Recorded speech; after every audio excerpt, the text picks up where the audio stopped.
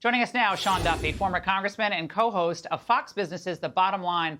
Sean, this is how it always goes, is it not? You know, a politician like Fetterman or his handlers, they need a story to get out. So they give one person access, and then they say, OK, tell that story for more access in the future.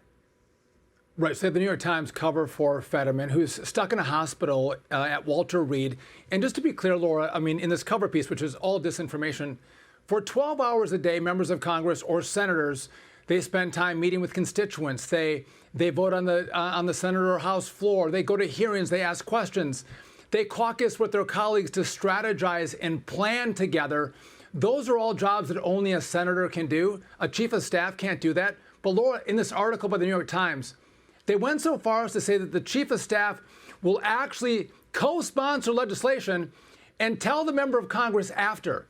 If my chief of staff ever signed a piece of legislation that I didn't approve, he'd be fired. That doesn't happen anywhere. Maybe in Dianne Feinstein's office, but no other office does that happen, whether you're a Democrat or Republican. The member leads the office. They're the heart of the office. They even said, listen, the member of Congress just kind of glad hands in some of these meetings, but the real work is done by the chief of staff. Listen, members of Congress sit down for 20, 30 minutes a meeting because they want to know what their constituents care about, what their issues are. And not only is it good for policy, but it's good politics. Fetterman can't do any of these things. He's only a nameplate on a Senate office.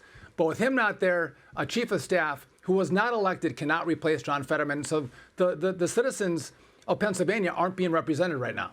Well, I think that's the key point, and we wish everybody well. I mean, we wish him well in his recovery. We hope everybody's feeling better and getting better. But he was pushed to be in this race by, it looks like, his wife and a few others.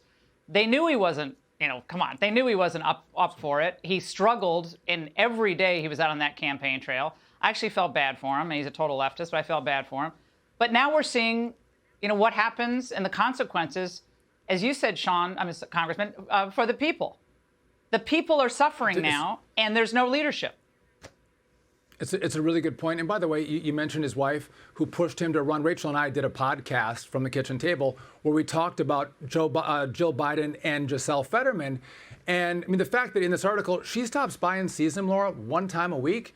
I mean, Rachel would be there, every other day, if not every day. I mean, what's going on in this family? Why are we pushing so hard for our own personal achievement as opposed to what we're supposed to do? This is supposed to be service.